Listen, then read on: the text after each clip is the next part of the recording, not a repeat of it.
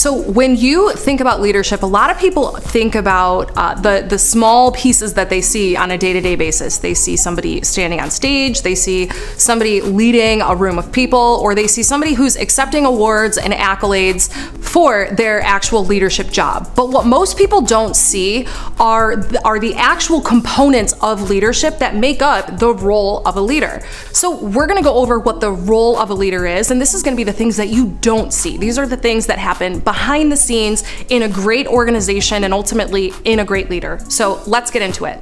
Hi, I'm Kate Simon, and I coach leaders and entrepreneurs across the country so that they can hit their personal potential and ultimately hit their organization's potential. So the most important role of a leader is going to be a visionary, right? Like as a leader, you need to be somebody who sees the vision from 100 feet up. You know where you're going, not just this month or this year, but you have a 5-year vision, a 10-year vision, and potentially more than that. Now, it's not important exactly how you get there, but as a leader, it's really important that you're the person with the vision that can see how this looks when everything comes together. But the second piece here of being a leader who can cast a vision is actually being able to chart the course for your people, okay? And so what this looks like is being able to share the vision from 100 feet up and chunk it down into smaller bite-sized goals so that your people can understand what their responsibilities are on a monthly basis, on a yearly basis, on a 3-year and 5-year basis. Being able to take your vision and chunk it down into small actionable items that your people can buy into. So this is how you're going to create buy-in from your people and ultimately create a culture where everybody's on the same page and they're excited to go where you're going. So a second role of a leader, and by the way, you could argue this is one of the most important ones, is to be able to lead by example. Now, what this means is you've actually mastered the process or pieces of the process by actually doing it, and you can actually teach your people how to walk the walk that you have. So leading by example means a couple things. It means showing up to the office before you expect your people to come in. It means staying late at the office or at least working your full work day.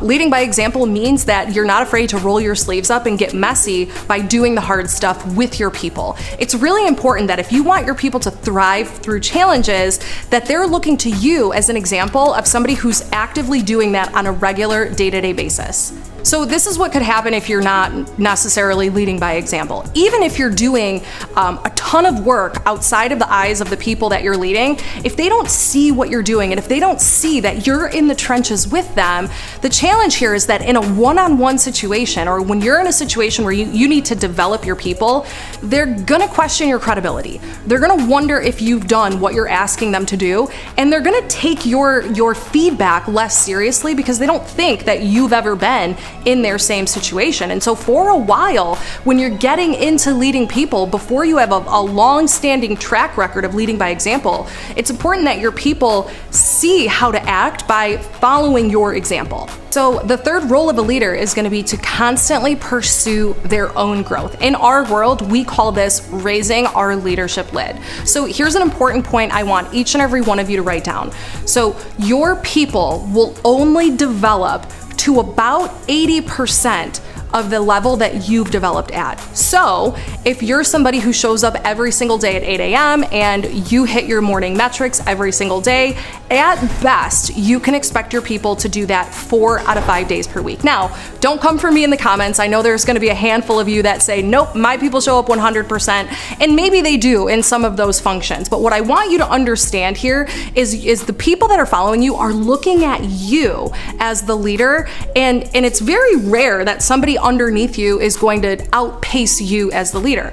That being said, one of our goals as a leader is going to be to develop people to their highest potential of growth, and we could occasionally find ourselves in a situation where the people that we brought onto our vision are massively talented, massively motivated, and we don't want to stifle their growth by keeping them below us, if you even want to call it that. But what we want to do, and we want to make sure we're doing in leadership, is expose ourselves to, whether it's coaching, mentorship, a variety of things, and I'll give you examples, to improve and raise your own leadership lid so that the people who are following you can look at you and say that you're not a stagnant person and they're not going to outpace you. You know, a couple ways that we do this at Glover U is, although that we host our own Glover U coaches trainings, us as a leadership team, we actively seek out our own leadership trainings around the country so that we can make sure that we're always developing to our best self to bring back the best of us to the people that we're leading.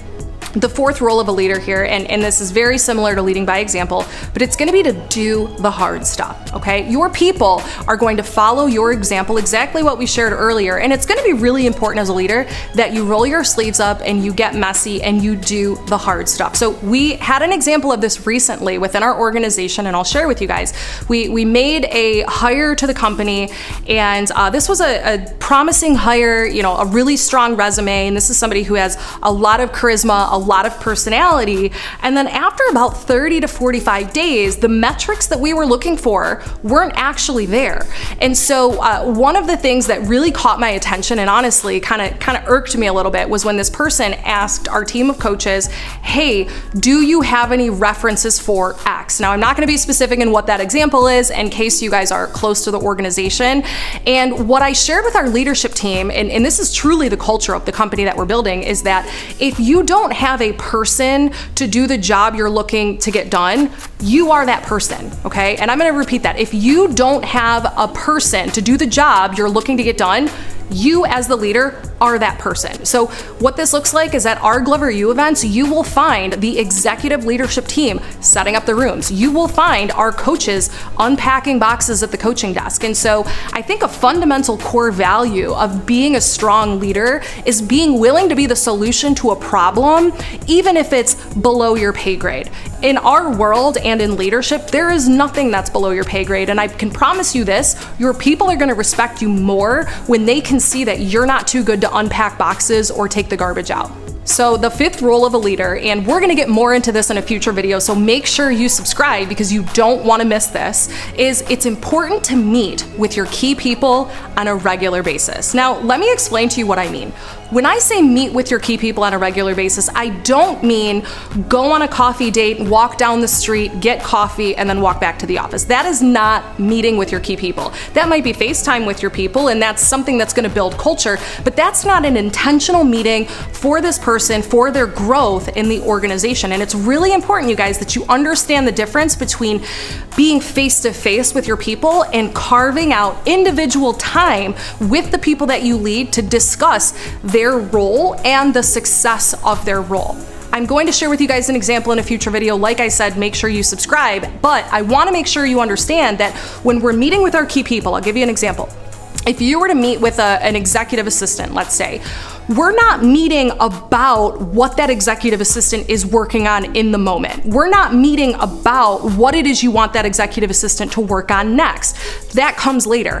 What we're meeting about is how has our communication been over the last week? What support do you need from me? What's going really well? Where do you need more support or more tools or resources? This is your time as a leader to ask your people, really, essentially, how am I leading you? Are you able to achieve your objectives on a day-to-day basis, or is there something in our world or in our process that it is inhibiting you from doing that? Ultimately, this meeting is for you as a leader to find out how can you help that person hit their goals and how can you help that person succeed in their role stronger. It is your job as a leader to measure the success and failure of your people and ultimately be the one that continues to push their success to new heights. So those are the 5 most common roles that I'm seeing in leaders that I'm coaching across industries. And do me a favor and comment below another role in leadership that you see other successful leaders executing at a really high level. Thanks for watching. Make sure you like and subscribe, and I'll see you at the next one.